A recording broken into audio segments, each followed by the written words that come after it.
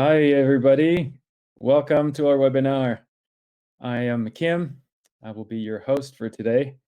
I am CEO at Mendability, where we help children and adults with neurological disorders live better with their symptoms. By what we do is we induce an elevated state of plasticity in the brain, which helps the brain to treat itself. A bit of housekeeping while we wait for the other attendees to arrive. We are recording this webinar and we will be transcribing it as well to our post on our blog.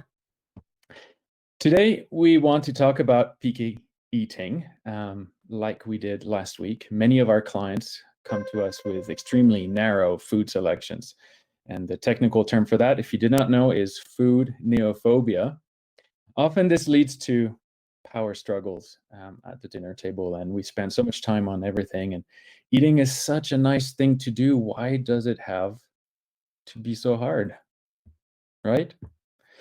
The good news is that there are ways to help the brain rewire the way it processes foods, and our clients can attest to that. Food diversification is actually one of the top 5 areas where parents report the most progress within the first few months of the program. Last week was part 1, and we focused on diversifying food preferences, talking about sensory processing aspects that contribute to struggling with extremely narrow food selections. Today, we want to talk about food, your child's and yours too, and that's going to be an excellent webinar.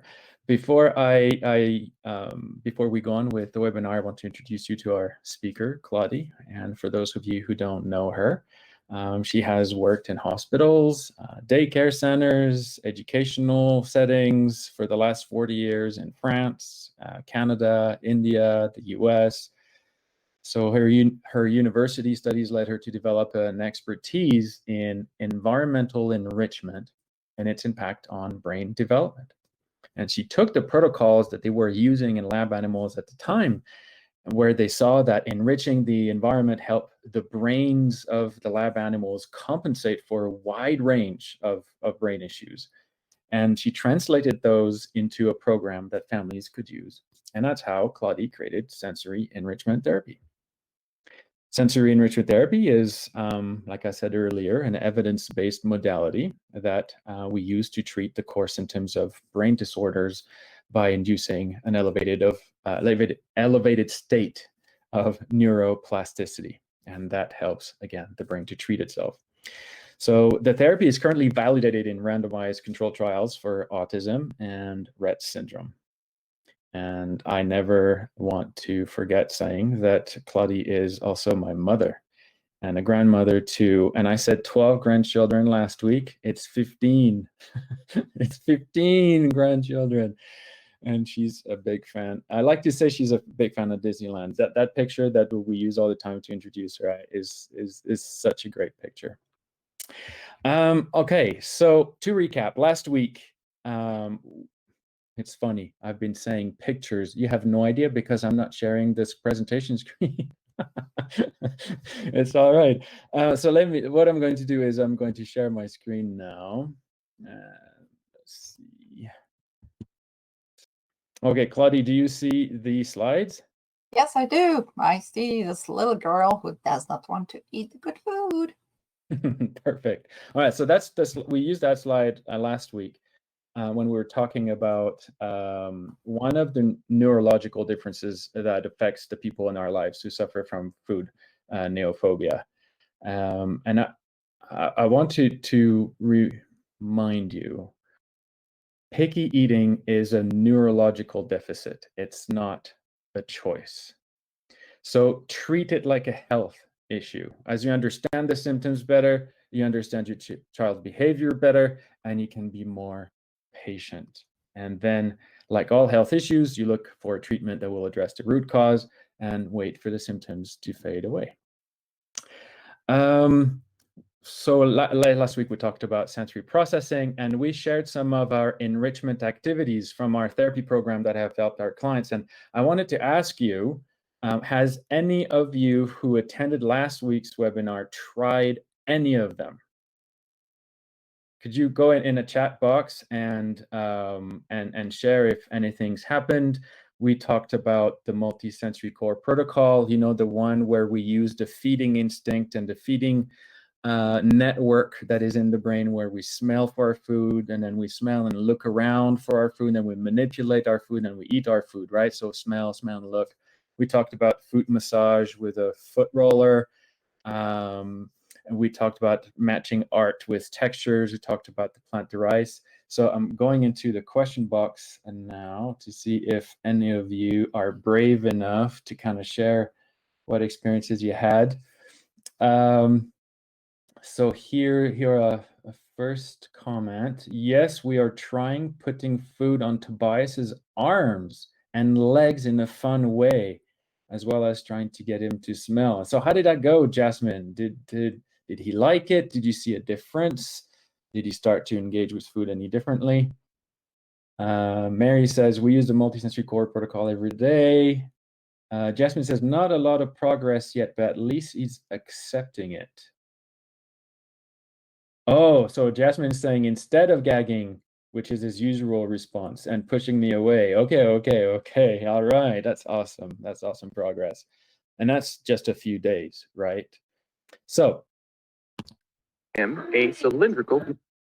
Today, we want to focus on the mood regulation aspect around eating. And Claudie, the floor is yours. Yes, it's a very delicate topic, and talking about pleasure and joy at the moment of meals may raise some wandering questions in your mind. Please type them away, but I hope I have taken every one of your worries and worked around it. Work with us. I think we should be able to give you a few good ideas, right? It's so important. The meal is when the family gets together. Whoever is the family, if you have 15 grandchildren and 5 children, then that gets a big table. So there needs to be some joy in there. But if you're 3 or 2, joy is also an important factor. And I will share with you 1 or 2 studies as we go that demonstrate that fact. Like, it's not just good advice from a grandmother. It's really going into the most recent research and finding what has been discovered that link stress, anxiety, and digestion.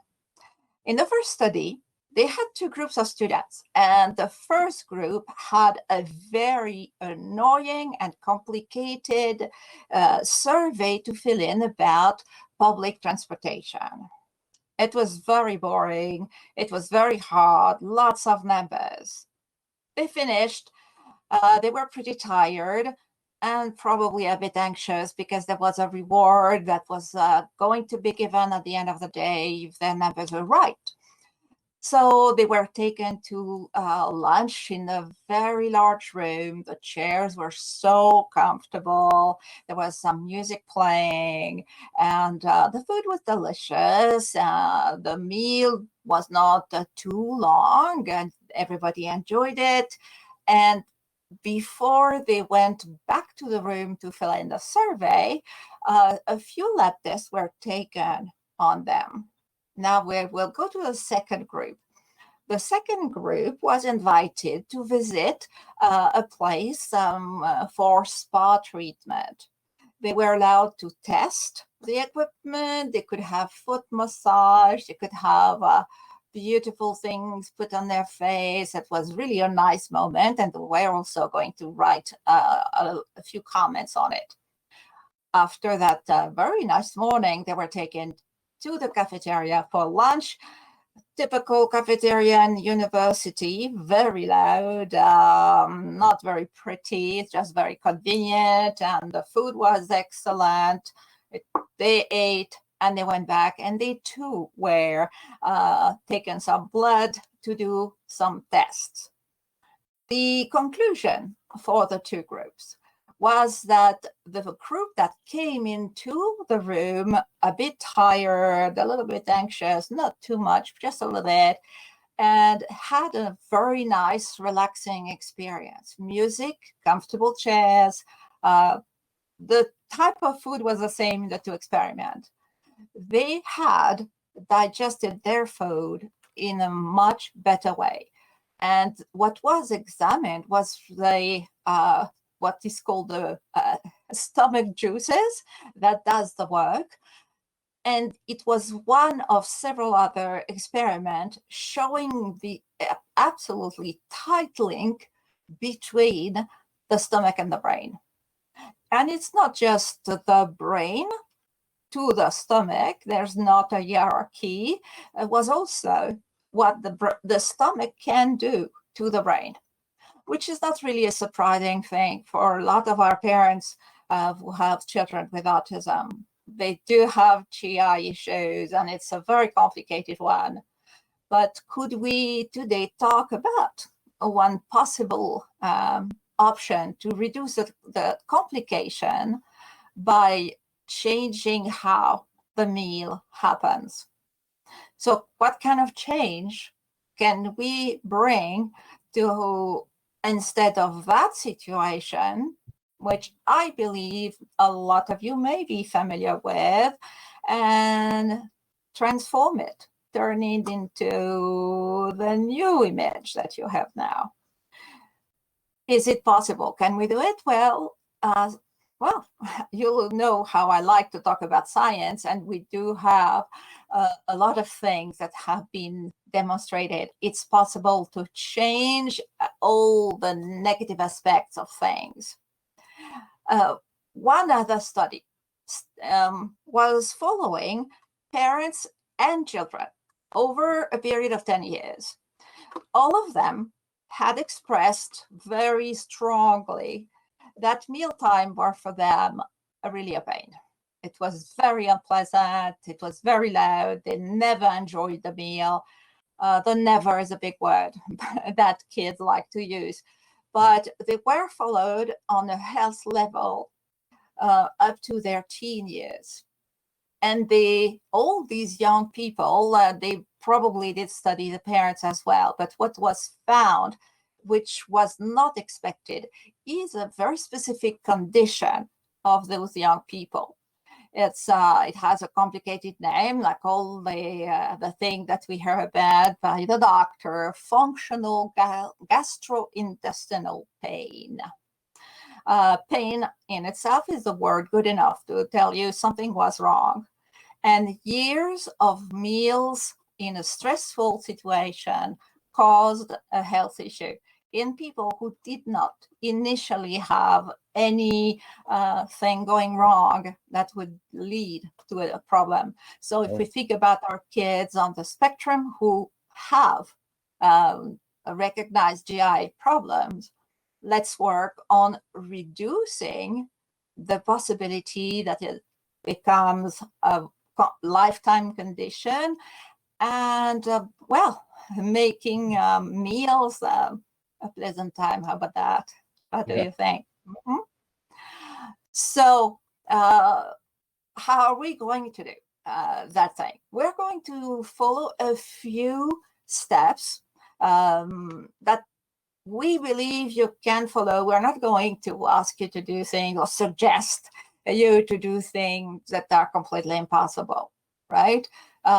We have in our mind reducing stress, which is sometimes caused by the fact that the child doesn't want to eat. And what is the second problem? Maybe you want to ask that to our parents, Kim. Yeah. Who can tell us what is the second big problem at dinner time? So one is the food. What is the other problem? Because we're going to talk about it. So. Oh, I think I know what you're talking about. We had, I sent some emails yesterday as we were preparing for this webinar to see if people would have wanted us to address a specific issue and questions. And most of the emails I got talked about that thing. There we go. So we got Jules saying, not staying at the table. We got Mary saying, sitting still at the table. Yep. So I should have made a bet, and maybe I would have won something. We know our parents because we work with you, and we want to have everything work really fine. And this little webinar that we have together is about a topic that we not always discuss during our conversation about therapy. Yeah. So yeah, we focus a lot on sensory processing, and in fact, our very first tip, the one that says increase enjoyment but decreasing discomfort, is again, I would say, a sensory thing, isn't it? absolutely. And we are not always aware that this little person who is to some extent ruining our meal is also unhappy and uncomfortable. And this is what we, in fact, discussed yesterday in our podcast. For those who are there, a question that some parents sometimes wonder, does he do it on purpose? And during this podcast, we shared a few articles demonstrating that the kids with autism, kids on the spectrum, do not have the sophisticated thinking about, oh, I'm gonna annoy mom for about 15 minutes, and they don't do it on purpose. They are not comfortable, and so they cannot sit on the table. But we will go back to that one. And it's not saying that kids intentionally know that if they do one thing, they will get that result. I think what you're saying is they don't intentionally try to hurt us, the adults, but they're trying to get the result that they've learned. If I press this button, I get this result, right? Yeah. Yes. And the child does not, as you say, have an organized plan. Okay, I'm going to do that. And this is what certainly your child wants, is your reaction. And for a child on the spectrum, reaction is, recognition. I do exist. So that's advice that I give so often, which is very hard to keep, which is look away, is one of the steps. It's not in our presentation on meals today, but it still works. Maybe we can go over this again when we talk about the advice for when the kid wants to leave the table. Yes, we have that specific slide a little later. So to decrease, it's like mathematics. If we want to decrease the displeasure, we have to increase the fun. Oh, wait, you haven't talked about what's on the slide for reducing the discomfort, reducing the sensory overload with the voices. Right. I'm in such a hurry to give you all the good news. That is one thing that I always try to tell my parents or the caregivers, reducing the overload. The discomfort of the child comes a lot from what is going on. And a simple thing, you go to a cheap shop. I keep on advertising for my favorite $1, whatever name of the store, but you go there, you take your child, and you tell him to choose what he wants to eat with. That's already a big step, because you are telling this kid. Sorry, Claudia, you're 2 slides ahead of me. Well, catch up with me. Hey, 1 second. So the next one, and I think I mentioned it a couple of times in our webinars. You have to realize Claudia doesn't actually see very much what's going on the screen because she's visually impaired. So that's why I have to guide her through the slides. So the slide we have on right now is about reducing sensory overload, quiet voices, plastic dinnerware or wooden dinnerware, dimming the light. But also choosing is out. That's right. The next one is that's the next one. Okay, so the next slide is introducing fun. Yeah. So you have done the first part. You have taken care of the amount of noise, and it will be good for all of you. Now, the fun part for your child regarding what is going on the table is to invite him to choose and purchase, well, you purchase, he chooses a fun plate, fun silverware. He can decide that he wants to eat with a pink spatula. Okay, he can try. And what is interesting when you let him choose is when he goes to the table, that's his stuff that he picked. It makes a huge difference. So having this part of the meal being a funnier part is already releasing a little bit of the pressure that your child is and you are in as well. So what other things you can do? We are at the table. We have different kinds of foods. One thing that I mentioned last time is maybe do not mix unless your child is able to create something really fun with different elements. So the picture I like a lot. I don't know who made those beautiful faces and happy smiles with food, but that's just one suggestion. And in fact, if you go on Google and you say fun play with food images, you are going to have a bank of ideas what you can do with vegetable, with mashed potatoes, with rice, whichever. So that is no longer something that is very serious and you don't throw it and you don't, well, now they are becoming fun elements of substantiation, right?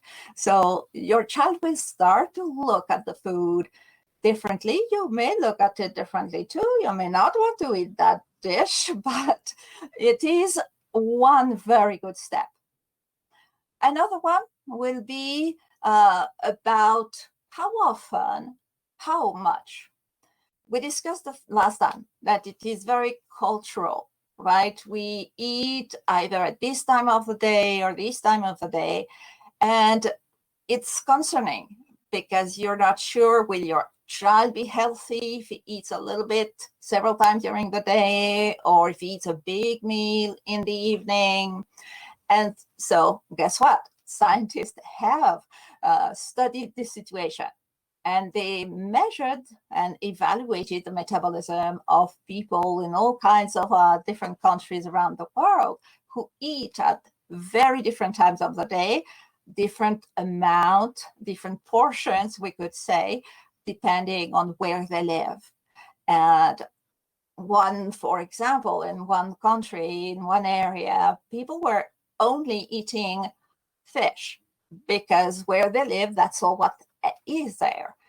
I'm pretty sure if I was eating only that, I may not be very happy, but I don't live there.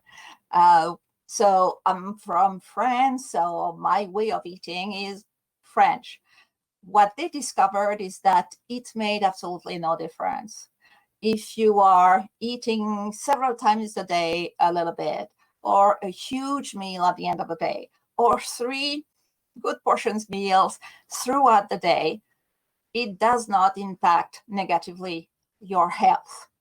So sometimes it can be a good idea to allow your child to try and have just a small amount.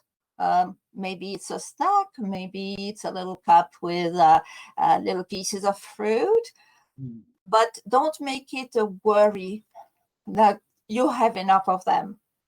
That is a formula that works for your child.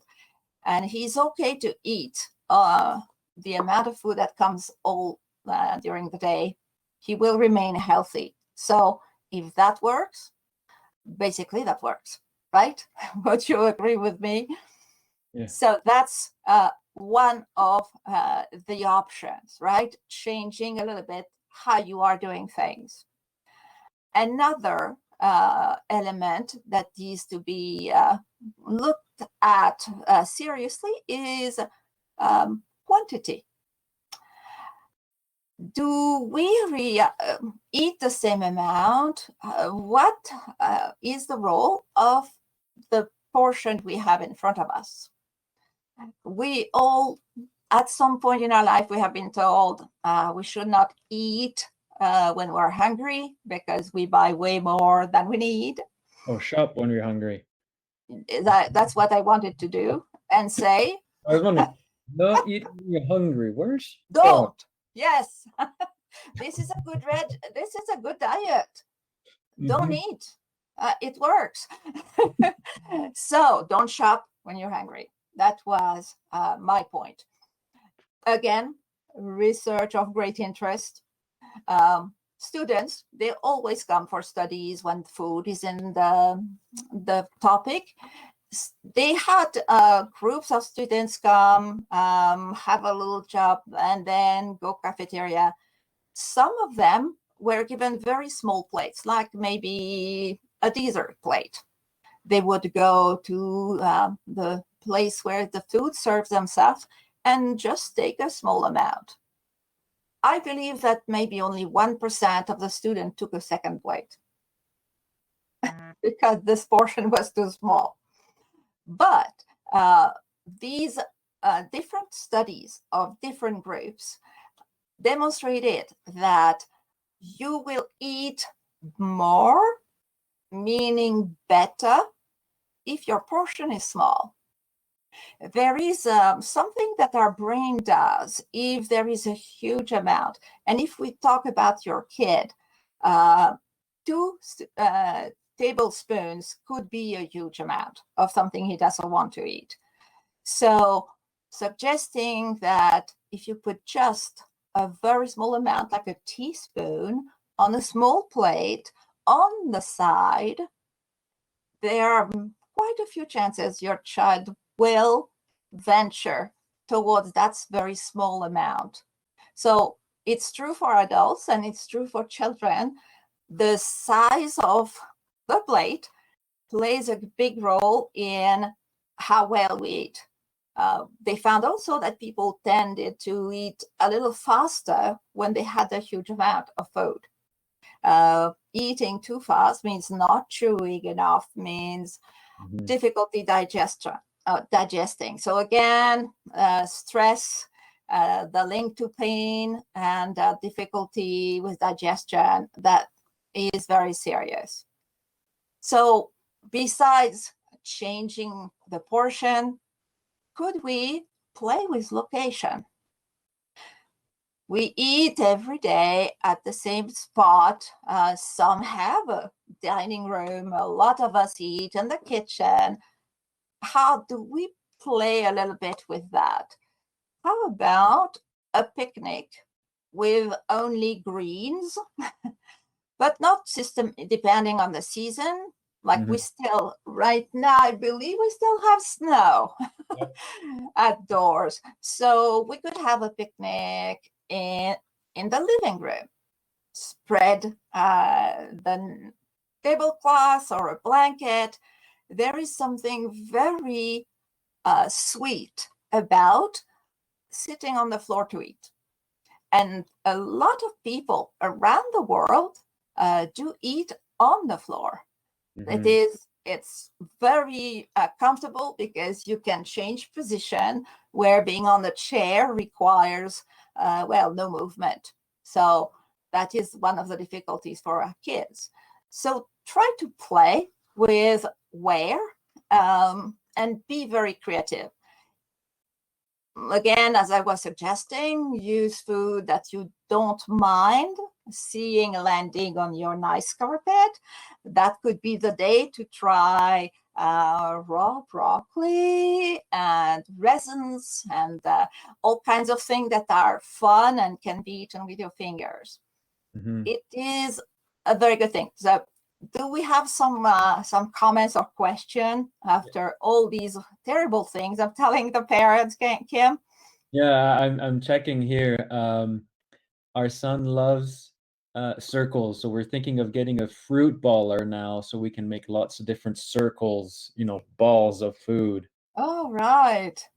Uh, Yes. Question here: is there a timing? When's the best time to try something new, like a new location or a new way? Does it matter? I think that's what Jules is asking. Yeah, I would say that it depends a little bit on the mood of everybody. I might suggest to do that on a Saturday or a Sunday, not after a day at school, or a day at the office where everybody is a little bit tired and may want to have.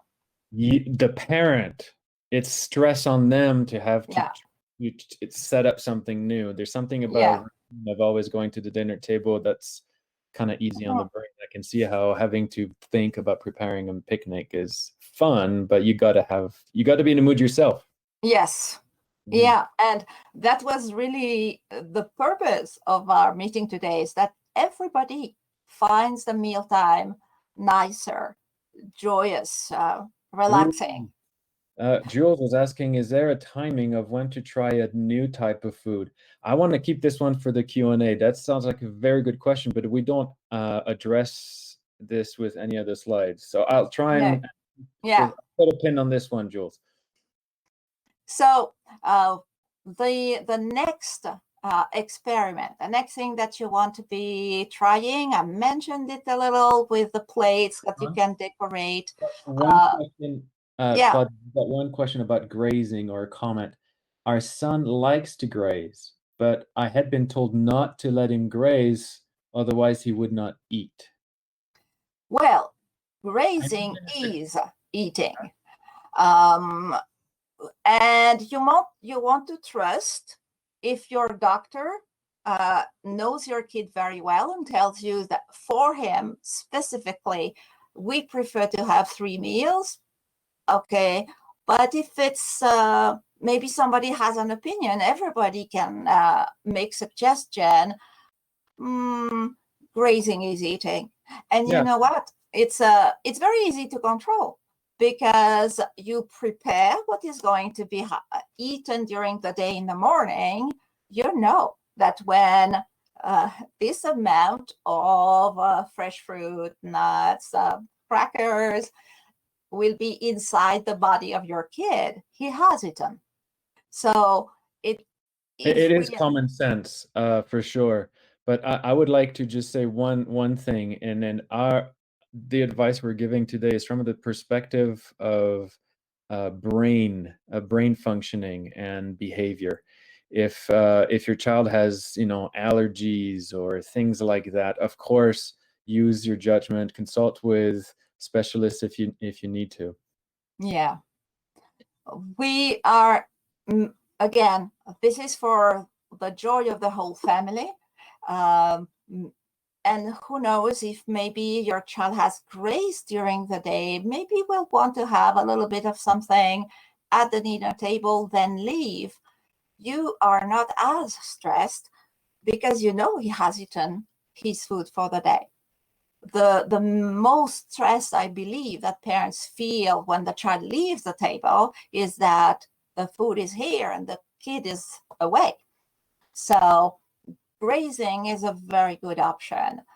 Plus, it can be finger food. A lot of kids like finger food, so you should try it at least one day.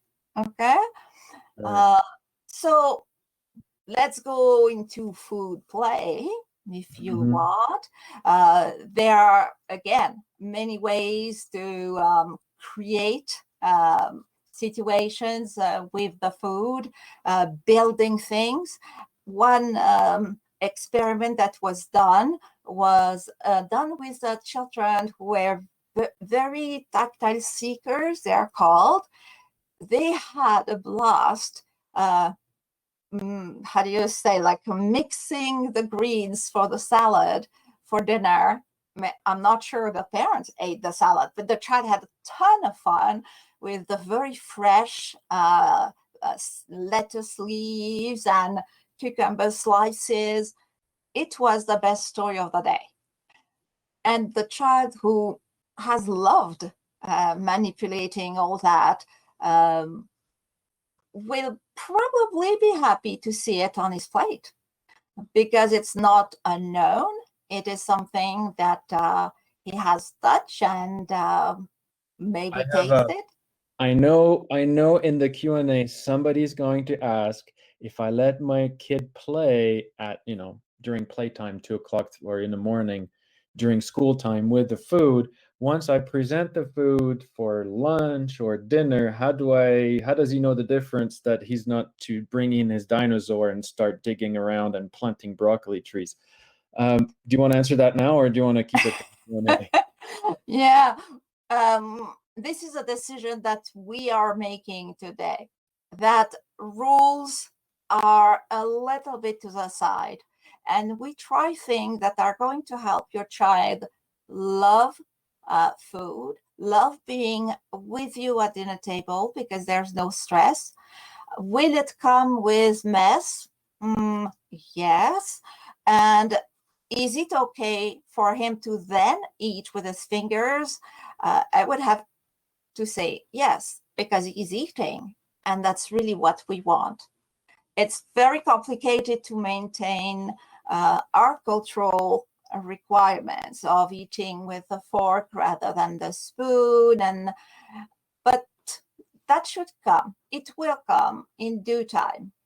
Right now we have, it's our second seminar about picky eaters, that we want to help having fun and joy around food and around mealtime, so that yourself, you're less tense, you're less worried, you also feel that it is a joyous time. So that's the purpose of what we are saying today, right? Yeah. Okay, so where are we now? Tell me. Staying at the table. All right, that's the terrible question. He wants to run. He is going to run. And unless he is still 1 year old and has a seatbelt, it will happen. Well, that's a good question. Where do you stand on seatbelts, I guess? Seatbelts for a baby, I'm all for. Meaning we don't want him to fall. The baby about a restraint at the dinner table so that he won't run. Bad idea. I think you are telling the child you have absolutely no say with whatever you do. I have the power, which is true. Parents are always the last word and the boss of any situation. But restraining the child is not going to get him to eat, and is not going to promote joy and relaxation at the dinner table. So how do we manage?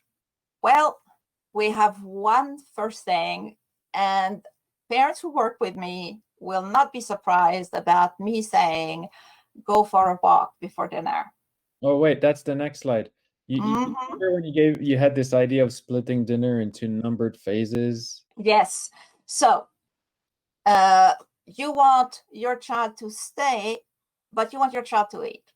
So they may happen, but they may happen in different settlements, in different situations. So if you remember also that I said not long ago that when your child has a behavior you disagree with, but it's not on purpose, it's just because he is very hyperactive and he is not comfortable staying for more than 10 seconds. It is his attention span.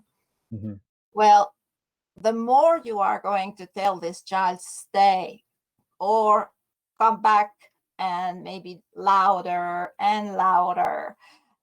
I don't know, we can ask that to the parents. Does it work? I would tend to feel that it does not work. What works is to say, oh, I understand you need to walk because you have so much energy. Okay, go and come back in 1 minute. Children don't have any concept of time. What this child understands is, it's okay, mom is not furious, so I can go. And possibly the fact that there is not a big theater production around leaving the table, he will come back. I tend to say quite often, remove the public and the show will stop. It works. It does work. Allow this child, because he will. Allow with your personal opinion. I don't really like that you go, but I understand. So just run to the kitchen and come back. Like, play a role in what is going on so that he is not disobeying or is not annoying. He is allowed, but you are the architect. So again, we're talking about decreasing the tension that happens. How many parents first scream in direction of the child, and then when the child is too far, maybe sometimes they fight together because they don't have the same opinion on that situation. So yeah, the child is going to leave, but what I can say from experience, at least, is that he will come back faster if you don't really make a very big thing about it. So I am. Imagine if he's been grazing and if he's had snacks and really he's eaten, or she has eaten, in fact, the pressure of him staying at the table or her at the staying table is really not needed. So you have less pressure on you, and maybe it's nice to just, the adults to have a quiet time while she goes around. Yeah. Every situation is different, obviously. But you're right. The parents are upset because the child is not going to eat. If you remove that component, it suddenly becomes just a bit annoying, not terribly annoying. If you want dinner to be, if dinner is the best time for them to eat, and so we want them to come back. So you talked about splitting dinner into numbered phases where you say, okay, let them go, and then do you give any instructions at all to the kid? Do you say, okay, you can go, but you have 5 minutes, and you put a timer on or something? Do you do anything like that? In fact, I said it. I did say, I am not really happy you leave the table, but that's okay. I understand you need to run, go all the way to your bedroom, come back in 1 minute. I did not give 5. But it doesn't matter because kids don't have a notion of time. Yeah. But what is important in that part is that you are an active member of this decision. He is allowed, but he has to come back. And that so should work. When they come back, how do you praise? Just, oh, thank you for coming back. We are not going to make it also a huge event, because then he's going to go again just to get the embrace of the crowd and the applaud. So we want to play soft tone when he goes, and oh, thanks for coming back. I'd really like to have you here. You had this idea of giving like stickers if they the whole experience. It all depends, of course. There is one element that I did not mention too much, is the fact that if the kid is nonverbal, the little talk that you are giving, okay, I'm not too happy, but come back, may not echo very well. So having a little sticker and you say, okay, when you come back, I'll give you a little star. We for sure are not going to give a food reward for coming back at the table, but a little something that the child feels, oh, what is nice. The kind of reward that you typically use and don't surprise him too much, really. The laptop I had to monitor questions is dead. I forgot. I tried to plug it in while we were talking, but I'm afraid if I wiggle the wires, the whole setup will fall apart. So what I'm going to do is, and I'm sure we're getting lots of questions about this right now. So what I'd like you to do, Claudia, is continue with that last section of the webinar on mood regulation. I know you want to talk about going for a walk, and there's some other things. When we do that, and I can stop sharing the screen on this particular computer, then I'll have access to the questions. Okay, no problem.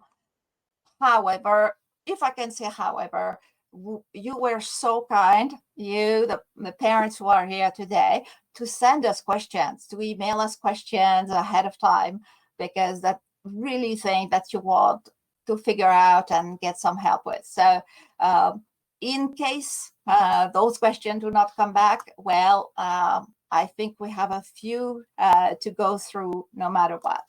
Yeah. So this child who has a lot of energy. We have talked about stress. Any stress is bad for digestion. It doesn't make the dinner a good experience on the long term, because you are sick probably over the rest of the night. This kid is going to leave the table. We sort of know it. We accept it a little bit. Now, what are the other things that we can manage?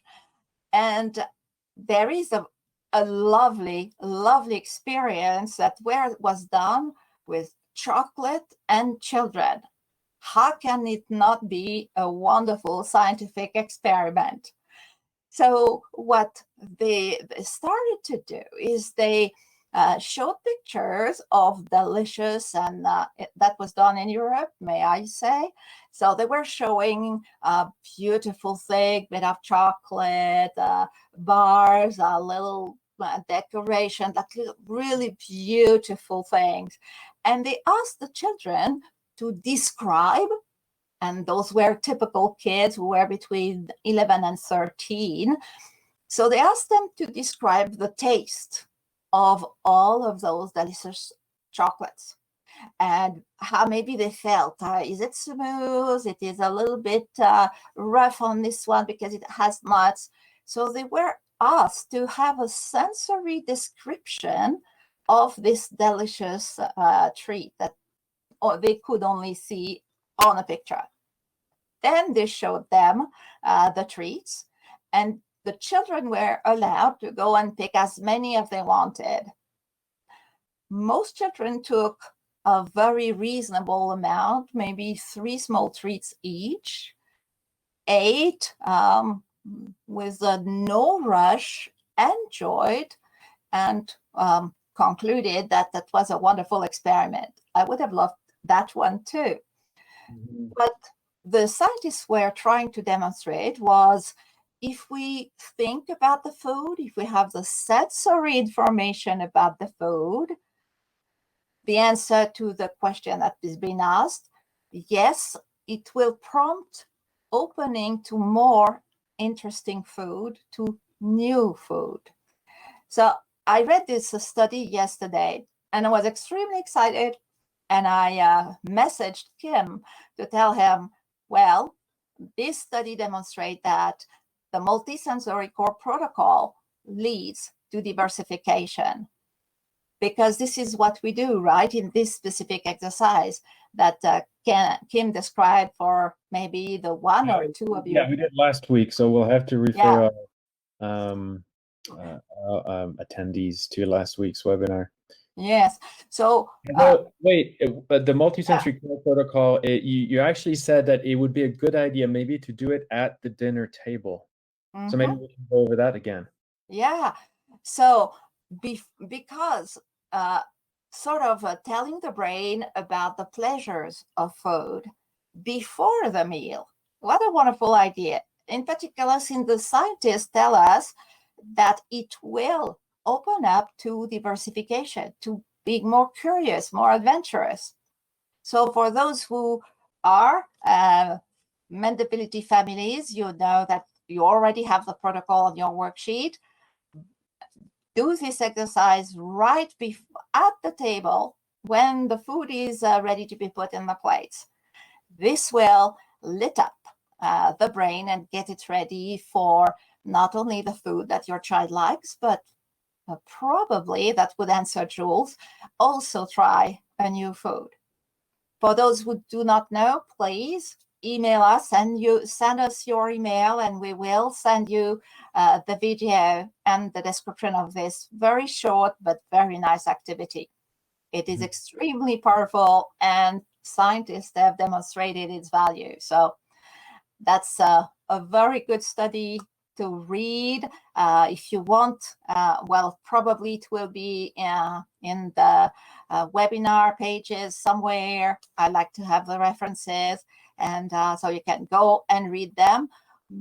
In general, the articles that I use for the webinars are free to the public, meaning if you open the link, it will take you to the entire article, not just to the abstract.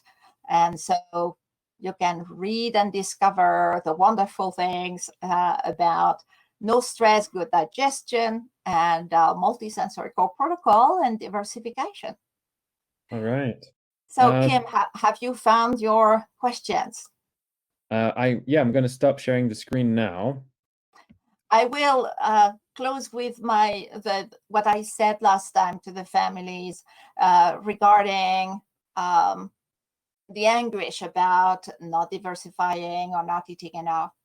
And it's very simple. If your child has not lost any weight and is full of energy, do not worry too much. It means that he's eating enough, even if it's not varied. So enjoy these ideas, and hopefully you'll put them to practice and tell us how it worked for you. Okay. Questions. Do you recommend trying smoothies to encourage eating healthy foods? I encourage the use of smoothie because so many parents have told me the kind of things they are able to give their kid, which is going to be healthy. You want to be cautious and maybe speak to a dietitian or your pediatrician. There is sometimes a little temptation to put too much of this or too much of that. Too much of anything can cause a little problem. Raw food can sometimes be hard on the GI. So I am absolutely in favor of smoothies with caution. I just bought a dinosaur sandwich cutter, and our grandson is eating his sandwich. There you go. Okay. Where did you buy that? It's so great. Oh, this is a cute comment. My husband is so happy to hear your response about grazing. I bet he was an advocate for it. The mom was saying, "No, he's got to eat his dinner." Okay. Let's see. I'm interested to hear your thoughts on watching TV or using a tablet at the table to encourage staying at the table. Yeah, we have lots of kids who do that, right? Yeah. And unfortunately, many kids go through some therapies because they don't eat well. And one mom has told me that her little boy was having a therapy to eat better. So he was shown, there was an iPad in front of him with a cartoon, and they would stop the cartoon and say, okay, if you eat, we put the cartoon back. And this mom was terrified because she said, I don't want to have devices as part of the family reunion around the table. It's like I said, I think I said it yesterday in the podcast. No kid goes to the store to buy a device. Some adult at some point has brought it up, and it's fun. Like they can play games, and there are all kinds of shows, and it gives them some freedom. And so you have to do the work in the other direction. The suggestion I made, taking a walk before dinner. Well, we don't go for a walk with a device, and when we're back home, the device is not available. You should work on it, but at the same time, if this is the only way that your child is going to eat, well, there's no other option, right? Yeah. So everything with reason. Okay. Is there an age where it's more or less difficult to give them something new to try? I don't think it's really about age. Very often babies are born with anorexia. It is something that happens, that can happen at any time in life. And then it is very, very hard to get them to diversify besides formula. So I have seen a lot of young children, babies that wouldn't eat. I had this experience in France where a little girl who was 2 was flown in because she would not eat and she was too fed. And at this hospital, they would not force ever, which I agree with, obviously. And so they would tell me they don't know if she has teeth because then she never opened her mouth. So I was given the job to try to interest her into food with sensory enrichment. And I'm glad to say that she loved strawberries and she opened her mouth for them. So did she have teeth? Yes, she did have teeth, beautiful ones. Yeah, it reminds me of a client I had when I was coaching families. He was 16 and he didn't eat anything. I mean, he ate the bread, pasta, the usual. And for the multisensory core protocol, he would not smell anything except popcorn, because popcorn was one of the foods that he liked to eat. So they made a fresh batch of popcorn for the smell part of the multisensory core protocol. And as a result of doing that multisensory core protocol for a couple of weeks, he started to want to smell other things, and he would eat the things that he was being exposed to the smell of it. Yeah, that's my kind of friend. I understand it. And and it was really cool to see this kid. And it was weird stuff, like he would start smelling ginger and he wanted to have a piece of ginger, and then it was not your typical but it was great to see him just all of a sudden expand, and it was like a big flow every day that he wanted to smell something new and eat something. Sorry, rambling. I'm checking the questions quickly. I don't think we got any more questions. What was the question where we said we need to put a pin on it? I think it was probably the running away from the table. Okay. And we definitely spoke about it, and I hope I did not make anyone upset with my suggestions. I think it was a question, when is it a good time to introduce new foods? But I covered it. If you feel like we've skipped one of your questions, we got a couple of minutes. Otherwise, I'm going to share my screen again because I forgot to show you one last slide, and it's the same slide that we showed last week, and it's about the coupon for the webinar. Yes.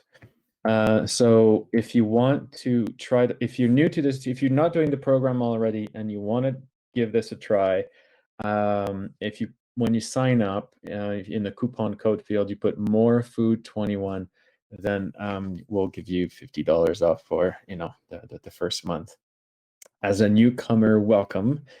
And if you want to go to mendability.com/is-it-for-me, is-it-for-me, you'll go to a quick test where you can quickly answer where your kids score in a variety of areas, and then we'll dynamically show you a bit of a report on how we would address the first of the one of the lowest scores. So if you picked eating as one of your lowest scores, then we'll give you a quick report on how we would address that. Although we've covered that in the last couple of weeks, we've given you a lot of hints on how we would cover this. But it give you some, we'll send you a couple of emails with exercises to try, different ones than we give in the webinars. And that'll give you an idea of an experience of what sensory enrichment feels like to try at home. So I'm going to stop sharing my screen again, and we're back. And I'm going to check questions. Thank you, thank you, thank you, thank you, thank you, thank you. That's a relief. Thank you for your answers. thank you so much for attending this webinar and participating and asking your questions. It makes it so much more fun to have this. It feels like we're interacting, although we don't see your faces. Have a good rest of your day, a blessed week. We'll send you some more emails when we have another webinar coming. Bye-bye. Bye.